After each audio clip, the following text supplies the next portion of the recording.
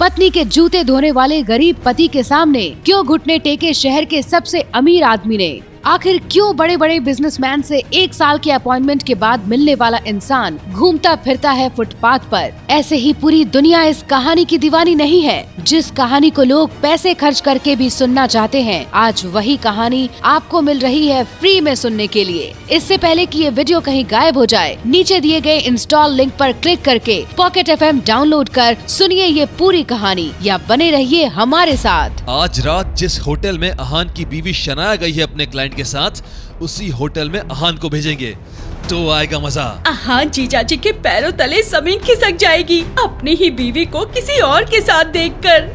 बेहद ही गरीब लड़के अहान की शादी एक चौंका देने वाली वजह से शहर के करोड़पति की एक लौती बेटी शनाया के साथ जबरन करवा दी गई थी। अहान शनाया के घर ही घर जमाई बनकर रहता था।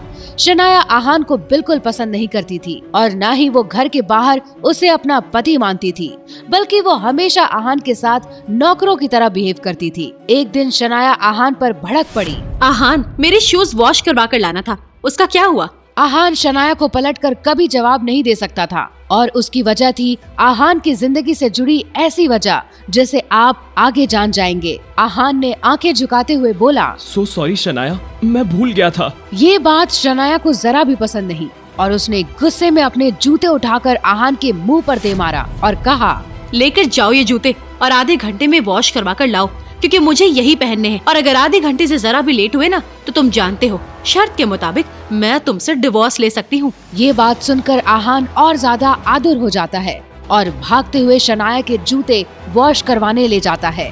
पर जैसे ही वो शू लॉन्ड्री पहुंचता है तो वो बंद मिलती है और अब अहान के पास आधे घंटे में शूज वॉश कराने का एक ही रास्ता था कि वो खुद अपनी बीवी के जूते साफ करे। कि तभी अहान खुद से बोला, कोई बात नहीं अहान, जब तक वो काम पूरा नहीं हो जाता तब तक तुझे शनाया के साथ रहना ही होगा और शनाया के जूते भी साफ करने होंगे। ये कहकर अहान एक फुटपाथ पर लगे नाले के पास बैठकर शनाया के शूज साफ करने लगा कि तभी अहान के सामने एक करोड़ों की लग्जरी कार आकर रुकी और उसमें से एक काले सूट बूट में हैंडसम सा आदमी निकला। उस कार और उस कार से निकले आदमी को देखकर वहाँ फुटपाथ पर रहने वालों की भीड़ लग गई। अहान ने जैसे ही उस आदमी की तरफ देखा, गुस्से से आग बबूला हो गया और बोला, तुम यहाँ क्यों आए हो? उस आदमी ने कार में से एक काला ब्रीफकेस निकाला और उसे अहान के सामने रख दिया।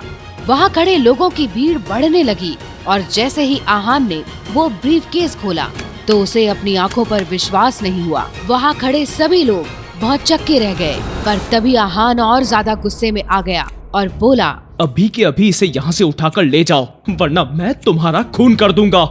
ये सुनकर वहाँ खड़े लोग अहान की बात सुनकर सन्न रह गए और वो लग्जरी कार से आने वाला आदमी चुपचाप अपना ब्रीफकेस लेकर अपनी कार में आ गया और वहाँ से निकल गया। कि तभी अहान के बाजू में फुटपाथ पर बैठा एक भिखारी अहान से बोला, इस फुटपाथ पर बैठकर तुमने उस बैग को कैसे ठुकरा दिया? कौन हो भाई तुम? अहान उस भिखारी की बातों को इग्नोर करके शनाया के जूते साफ करने में लगा था कि तभी शनाया का कॉल आया। अहान, आधे घंटे में सिर्फ 5 मिनट बाकी हैं। अगर मेरे शूज 5 मिनट में नहीं आए ना, तो मैंने डिवोर्स पेपर पर साइन कर दिए हैं। तुम्हें भी करने पड़ेंगे शर्त के मुताबिक। इसके आगे की शनाया कुछ कहती, अहान फोन कट करके शनाया के घर दौड़ता और 5 मिनट पूरे होने से पहले ही शनाया के पैरों के सामने शूज को चमकाकर पहना दिए।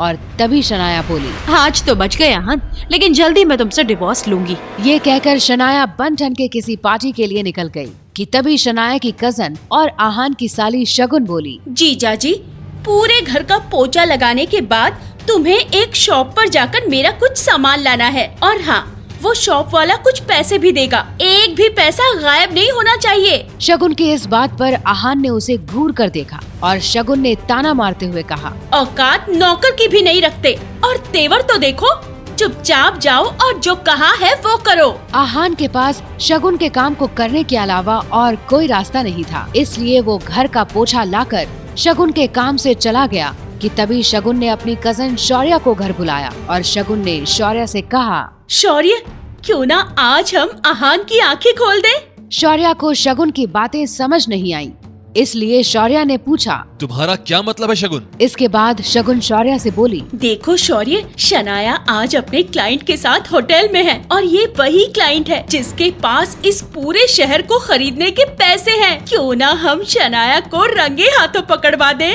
ये सुनते ही शौर्या की ट्यूबलाइट जल जाती है। ओह, इसका मतलब जो शनाया अब तक अपने क्लाइंट से ये छुपा रही थी कि वो शादीशुदा है, अहान के वहाँ पहुँचने से उसका ये भांडा फूट जाएगा और अहान जब शनाया को उस आदमी के साथ होटल रूम में देखेगा तो अहान की जिंदगी भी लुट जाएगी। शौर्या को शगुन की ये साजिश बड़ी पसंद आई। वाह शगुन, मान गए तुम्हारे लोमड़ी जैसे चालाक दिमाग को। अब फटाफट अहान को बुलाओ और मैं जो कहता हूँ वैसा करो। शगुन ने जिस काम के लिए अहान को इतनी दूर भेजा था वो असल में कुछ काम था ही नहीं और शगुन ने बस अहान को परेशान करने वहाँ भेजा था। शगुन के बुलाने पर अहान दोबारा घर लौट आता है और तभी शौर्या कहता है, अहान, तुम्हें अभी होटल प्लेजर आइलैंड जाना होगा और वहाँ रूम नंबर 102 में तुम्हें जो जेंटलमैन मिलेंगे उन्हें ये बॉक्स देकर आना होगा। अहान को शनाया के साथ उसके कजन भी नौकरों की तरह बिहेव करते थे और शनाया के साथ शर्त के चलते वो किसी को किसी काम के लिए मना नहीं कर सकता था। अहान अब उस पैकेट को लेकर होटल प्लेजर आइलैंड चला जाता है पर इस 7 स्टार के रिसेप्शनिस्ट उसे रोक देता है। ओए, कहाँ घुसा चला जा रहा है? अहान ने रिसेप्शनिस्ट से कहा, रूम नंबर 102 में जो रुके हैं उन्हें ये पैकेट देने जाना है। रिसेप्शनिस्ट ने अहान से वो पैकेट ले लिया और जैसे ही उसने उस पैकेट को खोला तो अहान भी चौंक गया क्योंकि उस पैकेट के अंदर कुछ सफेद बोतलें थी। रिसेप्शनिस्ट मुस्कुराते हुए बोला, अच्छा मिस्टर बजाज इसलिए उस लड़की को यहाँ लेकर आए हैं। चलो ठीक है, दे आ 102 नंबर में जाकर। अहान को समझ नहीं आ रहा था कि आखिर शौर्या और शगुन ने मुझे यहाँ ये पैकेट लेकर क्यों भेजा। ये सोचते सोचते जैसे ही अहान रूम नंबर 102 के सामने पहुँचता तो उसने रूम की बेल बजाई और जैसे ही उस रूम का दरवाजा खुला तो वहाँ दरवाजा खोलने वाली कोई और नहीं बल्कि शनाया थी। शनाया और अहान दोनों की एक दूसरे को देखकर आंखें फटी की फटी रह गईं और जैसे ही उस रूम से वो अमीर आदमी आया तो वो अहान को देखकर हक्का बक्का रह गया। वो अहान के सामने घुटने टेक कर बोला, AR सर, आप जिस इंसान के अपॉइंटमेंट के लिए मैं 1 साल से वेट कर रहा हूँ वो खुद मेरे सामने खड़ा है। I can't believe this. Sir, आप अगर मेरी 90 करोड़ रुपए की मदद नहीं करते तो मैं आज रोड पर आ जाता। मैं बस यही आपसे मिलकर बोलना चाहता था। आज मेरी सारी प्रॉपर्टी आपकी कर्जदार है। शनाया का ये सुनकर मुंह खुला का खुला रह गया। वो इस वक्त बस ये सोच रही थी कि आखिर ये इतना बड़ा इंसान इस गरीब अहान के पैरों में गिरकर ऐसे क्यों बोल रहा है? कहीं ये शनाया ये सोच ही रही होती है और अहान शनाया की तरफ देख रहा होता है कि तभी वो वहाँ से चला जाता है। शनाया को लगता है कि उस बिजनेसमैन मिस्टर बजाज को अहान को देखकर कोई गलतफहमी हुई होगी और वही शनाया को अहान पर गुस्सा आ रहा था कि वो आखिर यहाँ आ कैसे गया कि तभी दूसरे दिन शनाया की माँ मिसेस यामिनी अहान से बोली, दामाद जी, तुम तो शनाया के जूते भी धोने लायक नहीं हो। भूल कर भी हमारी आज की बिजनेस पार्टी में मत आ जाना वरना हमारे क्लाइंट्स गुस्सा हो जाएंगे। शनाया अहान से अभी तक नाराज थी। पता नहीं क्या देखा था पापा ने तुम्हारे अंदर अहान, जो मेरी शादी तुमसे करवाई। हाँ, 15,000 रुपए कमाने की तो औकात नहीं तुम्हारी। आज शाम की पार्टी में प्लीज अपनी मनु शक्ल लेकर मत आ जाना। आज शाम को पार्टी में शनाया के घर वालों ने बड़े बड़े बिजनेसमैन को बुलाया था और कोई नहीं चाहता था कि अहान पार्टी हॉल के आसपास भी भटके, पर आज होने वाला था कुछ ऐसा जिसकी किसी ने कल्पना भी नहीं की थी। और तभी अहान को किसी का फोन आता है और अहान जल्दी जल्दी में पार्टी हॉल की तरफ निकल जाता है, पर वहाँ पर मौजूद सिक्योरिटी गार्ड्स अहान को रोकने की कोशिश करते हैं, पर अहान सबको धक्का देकर पार्टी हॉल के अंदर चला जाता है और वहाँ पर अहान को देखते ही सभी बिजनेसमैन दंग रह जाते हैं और शनाया अहान को देखकर चिल्लाती है, तुम्हारी हिम्मत कैसे हुई यहाँ आने की अहान? और तभी शहर के वही रिच बिजनेसमैन मिस्टर बजाज वहाँ आ जाते हैं जिनके साथ शनाया होटल रूम में थी। वो अहान को देखकर कहते हैं, अरे मिस्टर AR सर, आप यहाँ भी? ऐसा अरबपति बिजनेसमैन जो अभी के अभी हम सभी की कंपनियों को खरीद ले, वो AR सर इस छोटी सी पार्टी में कैसे? बिजनेसमैन की बात सुनते ही वहाँ खड़े सभी लोग सन्न रह गए और शनाया मन ही मन बोली, आखिर में मिस्टर बजाज को हुआ क्या है? कल भी अहान को सर बोल रहे थे, पैरों में गिरे पड़े थे और आज भी? शनाया ये सोच ही रही होती है कि अहान वहाँ से चला जाता है और अहान के पीछे मिस्टर बजाज भी चले जाते हैं और तभी शनाया कहती है, मैं इस अहान का राज जान कर ही रहूंगी। आखिर एक ड्राइवर जैसी हैसियत रखने वाले आदमी के सामने बिलियनियर क्यों हाथ जोड़कर खड़ा है? जो बीवी अपने गरीब पति का उड़ाती थी मजाक, उसका राज जानकर पत्नी की आंखें क्यों फटी की फटी रह गई? इन सवालों से आप हैं बस कुछ ही दूरी पर। शनाया, तुम यश को ये मत बताना कि तुम शादीशुदा हो और तुमने आहान से शादी की है। जब एक दिन शनाया की माँ यामिनी जी को पता चला कि एक बिग बिजनेस टाइकून यश ओबरॉय शनाया के घर आ रहा है, तो शनाया के मन में एक ख्याल आया। काश यश को शनाया से प्यार हो जाए तो शनाया का इस गरीब आहान से पीछा छूटे। शनाया की माँ ये सोच ही रही होती है कि तभी उन्हें आहान नजर आता है। उन्हें आहान एक जगह बैठा दिख जाता तो वो उसके साथ नौकरों से भी बुरा बर्ताव करती थी। यामिनी जी ने गुस्से में चिल्लाकर कहा, आहान, यहाँ मेरा मुंह मत देखो, किचन में जाकर नौकरों की मदद करो और जब तक मिस्टर यश यहाँ होंगी तब तक बाहर मत आना। उन्हें पता नहीं चलना चाहिए कि तुम शनाया के पति हो। यामिनी जी के इतना कहते ही उनके घर के सामने एक आलीशान कार आकर रुकती है और उसमें से निकलता है यंग एंड हैंडसम यश ओबरॉय। यामिनी जी उसको मक्खन लगाने के लिए उसके आगे पीछे घूमने लगती हैं। मिस्टर यश, आपके बारे में शनाया काफी बातें करती रहती है। आप वैसे इंडिया किसी खास काम से आए होंगे ना? जी माँ जी, मैं एक कंपनी को खरीदने आया हूँ। ये सुनते ही यामिनी जी के कान खड़े हो गए और उनके मन में एक सवाल आया। ओह, वैसे 100-200 करोड़ की होगी कंपनी, है ना? इसके बाद यश ने जो कहा उसे सुनकर यामिनी जी के होश उड़ गए। नहीं माँ जी, ये 8,000 करोड़ की डील होने वाली है। ये सुनकर यामिनी जी का मुंह खुला का खुला रह गया, पर वो अपने एक्सप्रेशन छुपाने की कोशिश करती हैं कि तभी यश ओबरॉय कहता है, वैसे ये तो कुछ भी नहीं है। मेरे बॉस AR सर ने अभी अभी इसी शहर में 12,000 करोड़ का एक बंगलो खरीदा है और उसका नाम रखा है रायजादा मेंशन। मुझे उसका ही पेमेंट क्लियर करने आना था। ये सुनकर यामिनी जी पूछती हैं, तो आपके बॉस ये AR सर कहाँ रहते हैं? माँ जी, ये तो टॉप सीक्रेट है। AR सर कब कहाँ रहते हैं ये मुझे भी नहीं पता होता। यामिनी जी सोच में पड़ जाती हैं कि जल्दी से जल्दी वो शनाया का डाइवोर्स आहान से करवा दे और यश से शनाया की शादी करवा दे कि तभी यश को उसके बॉस मिस्टर AR का कॉल आया और यश तुरंत उठकर खड़ा हो गया और यामिनी जी से बोला, मुझे चलना होगा, मेरे बॉस AR सर का कॉल था, वो इसी शहर में है। ये कहकर यश वहाँ से चला गया और शाम को यश ने अपने बॉस मिस्टर AR सर के आलीशान बंगले पर शनाया को आने के लिए कहा। ये सुनकर शनाया की माँ यामिनी जी खुशी के मारे उछल पड़ी और बोली, वाह शनाया, तेरी तो लॉटरी लग गई। शनाया ये बात कुछ समझी नहीं, इसलिए उसने अपनी माँ से पूछा, लॉटरी?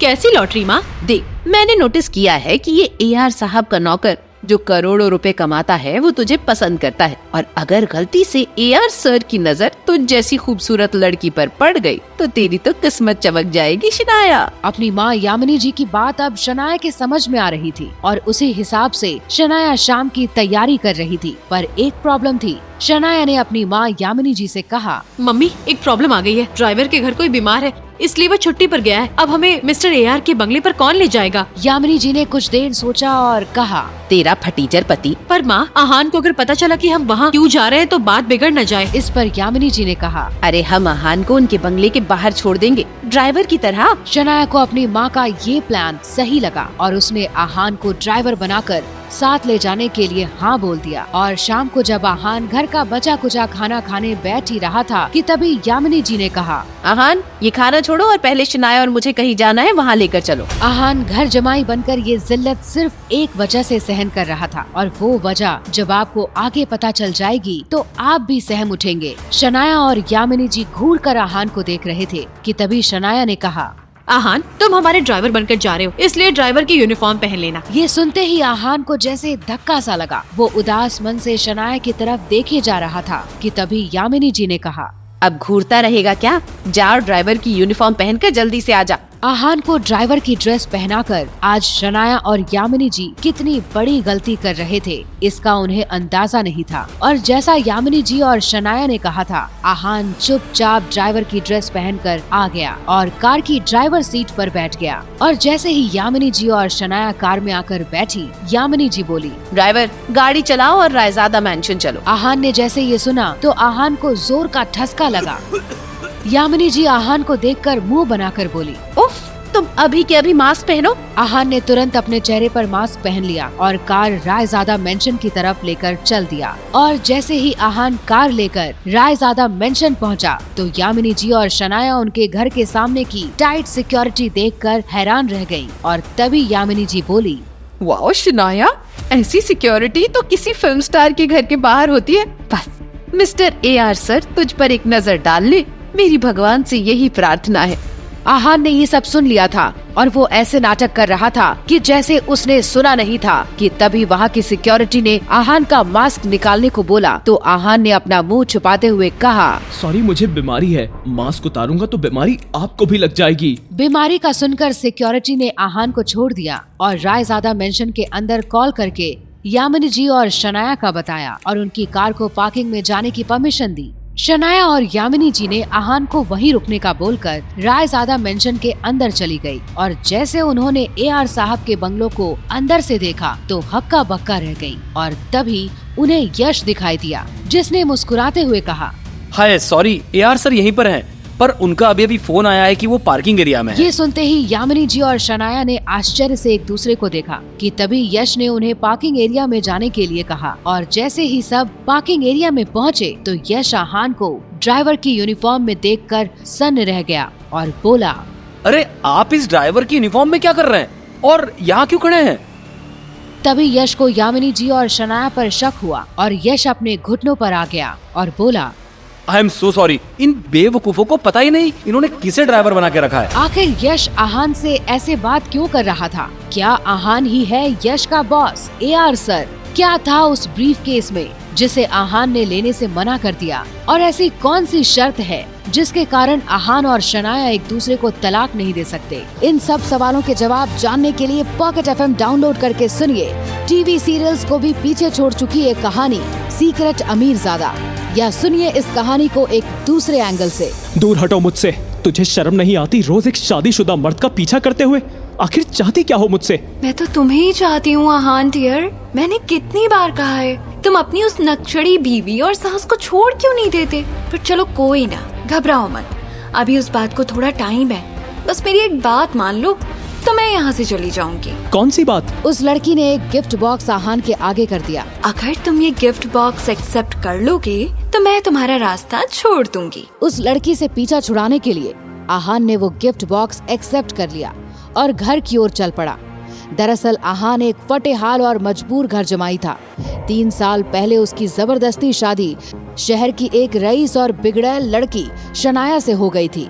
आहान शनाया के मुकाबले कुछ भी नहीं कमाता था, जिसके कारण आहान की बीवी और सास ने उसकी जिंदगी को जहन्नम बना दिया था। वो आहान की छोटी सी गलती पर पूरे मोहल्ले में उसका जलूस निकालते थे और आज भी घर में घुसते ही उसे एक ऐसी गलती हो गई जो उसकी इज्जत को तार तार करने वाली थी। ये क्या किया आहान? मेरा इतना महंगा डिनर सेट तोड़ दिया। अबे गवार, तुझे पता भी है कितना महंगा था ये डिनर सेट? सॉरी मैंने देखा नहीं, गलती से हाथ लग गया, मैंने जानबूझकर नहीं किया। एक तो हर रोज इस मनहूस की शक्ल देखनी पड़ती है।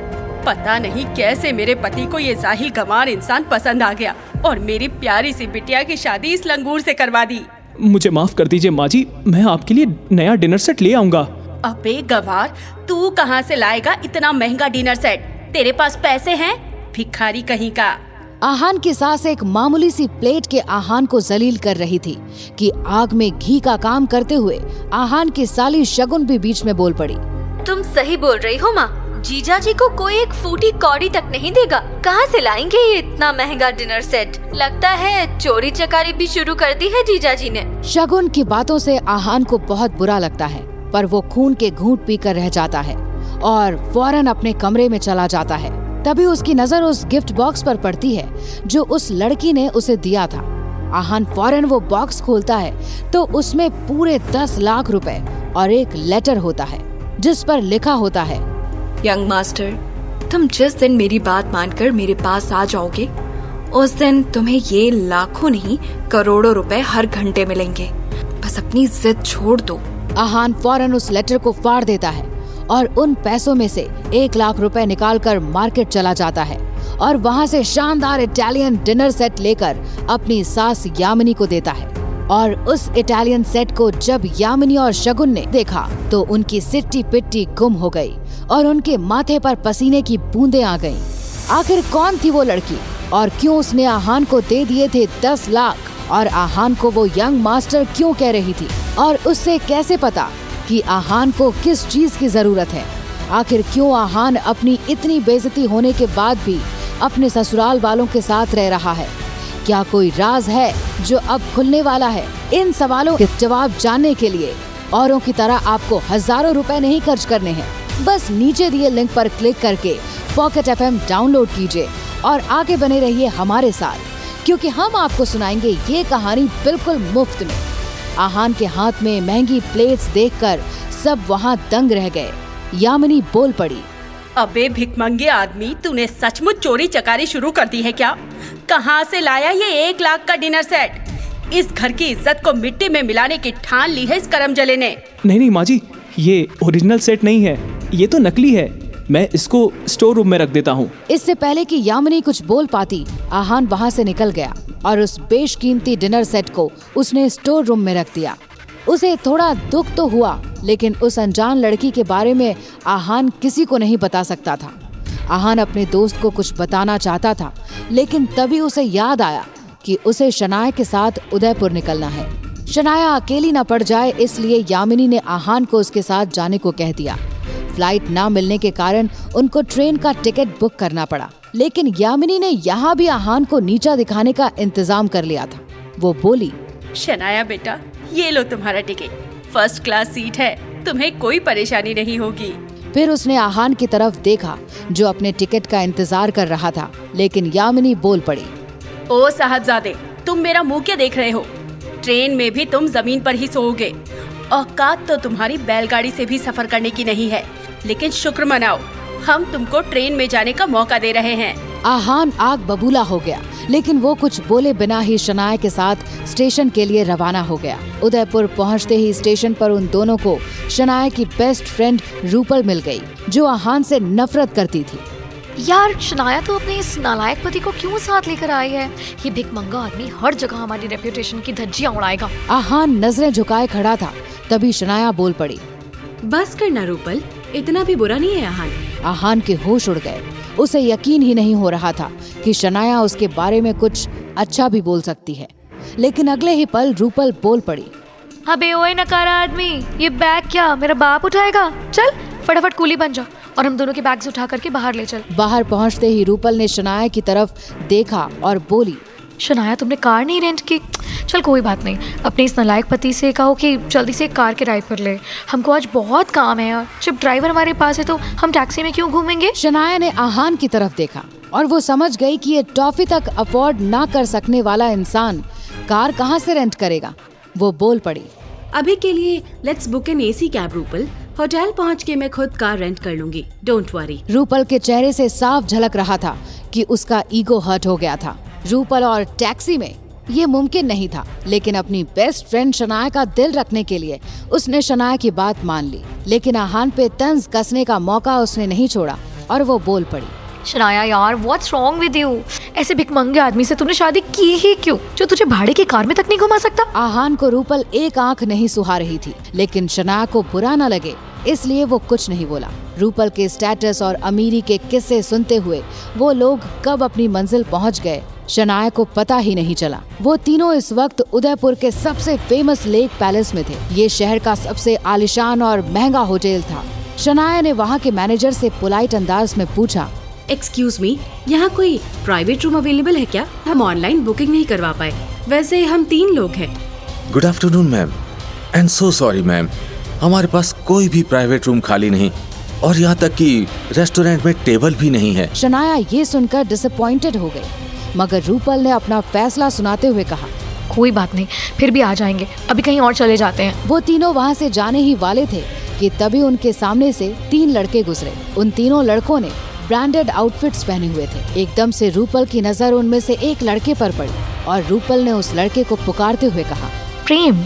रूपल को देखकर ऐसा लग रहा था जैसे कि वो प्रेम नामी लड़के को जानती थी। अपना नाम सुनकर वो टॉल और हैंडसम लड़का मुड़ गया और इस तरह रूपल की तरफ देखने लगा जैसे कि वो बहुत सरप्राइज्ड हो गया था। उसने रूपल से पूछा, रूपल तुम कब उदयपुर आई और मुझे कॉल क्यों नहीं किया? मैं तुम्हें लेने आ जाता। और डरी से दिखने वाले आहान को प्रेम ने पूरी तरह से नजरअंदाज कर दिया, लेकिन प्रेम की नजरें शनाया पर रुक गईं। सामने खड़ी इस खूबसूरत लड़की को देखते ही प्रेम की आंखें चमकने लगी। फिर उसने रूपल से सवाल करते हुए कहा, क्या तुम भी यहाँ लंच पर आई हो? हाँ, लेकिन यहाँ पर कोई रूम या टेबल अवेलेबल नहीं है। प्रेम ने जब ये बात सुनी तो वो खुश लगने लगा। उसने रूपल और उसके दोस्तों को अपने साथ इनवाइट करते हुए कहा, कोई प्रॉब्लम नहीं है, मैंने एक बहुत बड़े प्राइवेट रूम की बुकिंग की हुई है और हम बस कुछ ही दोस्त हैं। अगर तुम चाहो तो हमें ज्वाइन कर सकती हो। प्रेम ने अपनी ये बात हंसकर कैजुअली कही थी। शनाया ने जैसे ही ये बात सुनी वो मना करने वाली थी, मगर रूपल ने ऑलरेडी हामी भर दी। ये सुनते ही शनाया ने परेशान लगते हुए आहान की तरफ देखा। आहान समझ गया कि शनाया उसका ओपिनियन पूछ रही थी। वो शनाया का मूड खराब नहीं करना चाहता था, इसलिए आहान ने हाँ में सर हिलाकर शनाया को अपना ओपिनियन दे दिया। इसके बाद रूपल, शनाया और आहान के साथ प्रेम के दोस्त उनके प्राइवेट रूम में चले गए। अंदर जाते हुए प्रेम ने रूपल से सवाल करते हुए कहा, रूपल, ये दोनों तुम्हारे दोस्त हैं क्या? क्या हमें इंट्रोड्यूस नहीं करोगी? रूपल ने फिर आहान और शनाया की तरफ देखकर मुस्कुराते हुए कहा, ये गिल कंस्ट्रक्शन की सीईओ शनाया गिल है और मेरी बेस्ट फ्रेंड। रूपल ने बस शनाया के बारे में बताया और आहान को जानबूझकर मेंशन नहीं किया। आहान को इस सब से कोई फर्क नहीं पड़ता था। उसके दिमाग में तो कुछ और ही ख्याल चल रहे थे। आहान ने रूपल की तरफ देखते हुए मन ही मन में कहा, रूपल थोड़ी मैच्योर तो हो जाओ। पीएचडी कर ली, लंदन घूम लिया, लेकिन अभी भी ये बचकानी हरकतें वैसी की वैसी हैं। रूपल सोच रही है कि कुछ अमीर लड़कों से मिलवाकर वो मुझे नीचा दिखा सकती है, लेकिन इस सब से मुझे कोई फर्क नहीं पड़ता। जहाँ एक तरफ आहान का ध्यान रूपल के बचपने पर था, प्रेम की नजरें शनाया के खूबसूरत चेहरे से हटने का नाम ही नहीं ले रही थी। मनाली शहर में जिस शनाया गिल की बातें करते लोग थक नहीं रहे थे, वो लड़की इस वक्त प्रेम के सामने थी। जैसे कि अफवाहें थी, शनाया सच में ब्यूटी विद ब्रेन इस कहावत का चलता फिरता एग्जाम्पल थी। अब प्रेम से रहा नहीं गया और उसने कहा, हेलो मिस शनाया, मैं प्रेम मल्होत्रा, मैं एम ग्रुप्स का सीईओ हूँ। ये लेक पैलेस भी हमारे ही प्रोजेक्ट्स में से एक है। शनाया ने जवाब में बस पोलाइट अंदाज में हेलो कह दिया। प्रेम मल्होत्रा भी एक बहुत ही अमीर खानदान का इकलौता वारिस था। उसने अपने बाकी दो दोस्तों को इंट्रोड्यूस करते हुए कहा, ये राज बेदी है, मेरा बेस्ट फ्रेंड। और हाँ, राज हमारे उदयपुर के मेयर का बेटा है। और ये मेरा दोस्त पारस अग्रवाल। आप सबने अग्रवाल ज्वेलरी ब्रांड के बारे में तो सुना होगा, जिन्होंने अभी अभी दिल्ली, मुंबई और बेंगलोर में अपने 3 स्टोर्स ओपन किए हैं। वो तीनों स्टोर्स पारस के ही हैं। जैसे कि रूपल, शनाया और आहान ने एक्सपेक्ट किया था, ये तीनों बहुत ही जबरदस्त बैकग्राउंड से आए हुए थे। शनाया ने सभी से मुस्कुराकर जान पहचान कर ली। प्रेम ने बाद में आहान की तरफ देखा। आहान को घूरते हुए प्रेम ने मन ही मन में कहा, पहले लॉबी में जब मैंने इस लड़के को देखा तो मुझे लगा ये जरूर शनाया का ड्राइवर या बॉडीगार्ड होगा, मगर शनाया तो जाकर उसके पास बैठ गई। अब तो पूछना बनता है कि भिखारी सा दिखने वाला ये आदमी कौन है। कुछ सोचने के बाद प्रेम ने सवाल करते हुए कहा, ये भैया कौन है? वैसे तो अमीर लोग आसानी से किसी से रिश्ता नहीं बनाते थे, लेकिन प्रेम ने क्यूट लगने के लिए आहान से जान पहचान बनाने का मन बना लिया। आहान ने जवाब में बिना किसी डिटेल के सिर्फ अपना नाम प्रेम को बता दिया। वैसे तो आहान की बात सुनकर प्रेम के एक्सप्रेशंस में कोई बदलाव नहीं आया, मगर मन ही मन में वो अपने सामने बैठे इस मिडिल क्लास लड़के का मजाक उड़ा रहा था। प्रेम ने मन ही मन में कहा, ओह, तो ये है आहान, इसके भी चर्चे कुछ कम नहीं है। गिल परिवार के निकम्मे घर जमाई के बारे में कौन नहीं जानता। प्रेम ने फिर अपने बाकी दोस्तों की तरफ देखा। वो भी समझ गए कि आहान कौन था, मगर फिर भी पारस अग्रवाल ने आहान से सवाल करते हुए कहा, आहान, क्या तुम मिस शनाया के हस्बैंड हो? आहान ने जवाब में बस हाँ में अपना सिर हिला दिया। इस बात पर रिएक्ट करते हुए राज बेदी ने क्यूरियस होकर कहा, आहान भैया, मैंने सुना है कि आप किसी मॉल में कैशियर का काम करते हो। वो तीनों मिलकर आहान की खिल्ली उड़ाने की कोशिश कर रहे थे, लेकिन उनके सवाल सुनने के बाद भी आहान इस तरह पेश आ रहा था मानो कोई उसे नॉर्मल एड्रेस पूछ रहा था। आहान ने एक बार फिर से हाँ में सर हिलाते हुए कहा, हाँ, मैं मॉल में जॉब करता हूँ। वैसे आप क्यों पूछ रहे हैं? कुछ खास नहीं, मैं तो बस ये जानना चाहता था कि आपको महीने की कितनी सैलरी मिलती है। अब हद हो गई थी। इस तरह किसी अजनबी से पहली ही मुलाकात में इतना पर्सनल सवाल करना बहुत गलत बात थी, लेकिन ये तीनों लड़के हंसते हंसते आहान की बहुत ही भोले बनकर बेइज्जती कर रहे थे। लेकिन आहान को इस सब से कोई लेना देना नहीं था। उसने ईमानदारी से जवाब देते हुए कहा, 12,000 मिल जाते हैं, अगर कभी कभी बोनस भी ऐड हो जाता है तो 15,000 भी मिलते हैं। ये सुनते ही वो लड़के आपस में देखकर हंसने लगे। अच्छी सैलरी है, मतलब मेरे स्टोर में काम करने वाले अकाउंटेंट से आधी ही है, लेकिन फिर भी आजकल के जमाने में तो इतना भी बहुत है। पारस अग्रवाल की इस बात को सुनकर आहान ने तो केयरलेस अंदाज में हामी भर दी। पारस भाई, अगर तुम्हारे स्टोर में किसी स्टाफ की जरूरत हो ना तो तुम आहान भैया को कंसीडर करो, वो बहुत समझदार लगते हैं, तुम्हें शिकायत का मौका नहीं देंगे। प्रेम की इस बात पर पारस ने कुछ सोचने का दिखावा किया और बोला, हाँ क्यों नहीं, मैं 20 से 25 हजार की सैलरी ऑफर कर सकता हूँ। आहान भैया आप चाहे तो कल ही ज्वाइन कर सकते हैं। पानी सर के ऊपर चला गया था। शनाया के सामने कोई आहान से ऐसे बात करे वो उसे कतई मंजूर नहीं था, लेकिन आहान ने भी इस तरह इस सिचुएशन को हैंडल किया जैसे आहान ने इन बातों को सुना ही नहीं था। थैंक यू मिस्टर अग्रवाल, आपका ऑफर सच में बहुत कमाल का है और आपने मेरे बारे में इतना सोचा, इसलिए मैं बहुत शुक्रगुजार भी हूँ। मगर मैं ज्वेलरी के बारे में कुछ ज्यादा नहीं जानता, लेकिन कोई है जो आपके और आपके बिजनेस के बारे में बहुत कुछ जानता है। आहान ने इतना कहते ही अपना 1500 रुपए वाला फोन निकाला और एक नंबर डायल किया और ये सब देखकर पारस और उसके दोस्त जोर जोर से हंसने लगे। आहान के चेहरे के एक्सप्रेशंस वैसे के वैसे थे। आहान के फोन के 2 मिनट के अंदर वो लड़की वहाँ आ जाती है जिसने आहान को वो गिफ्ट बॉक्स दिया था और उस लड़की को देखते ही पारस और उसके दोस्त दंग रह जाते हैं। मैम आप यहाँ कैसे? पारस को इतना घबराया देख शनाया और रूपल हैरान हो जाती है और रूपल बोलती है, कौन है ये लड़की? इसके बाद पारस ने बोला। उसे सुनकर सभी के पैरों के नीचे से जमीन खिसक गई। आखिर कौन थी वो अननोन लड़की और आखिर क्या है आहान की हकीकत और क्यों कह रहे थे मिस्टर अग्रवाल भी उसे सर? अब क्या आहान पूरे अग्रवाल खानदान को बर्बाद कर देगा और क्या शनाया आहान के लिए सबसे लड़ पाएगी? कहानी में आगे कितने पन्ने खुलने बाकी हैं, जानने के लिए बिना देरी किए नीचे दिए गए इंस्टॉल बटन पर क्लिक करके अपने मोबाइल में डाउनलोड कीजिए पॉकेट FM ऐप और सुनिए सारे रिकॉर्ड्स तोड़ देने वाली ये कहानी सीक्रेट अमीरजादा हिंदी में।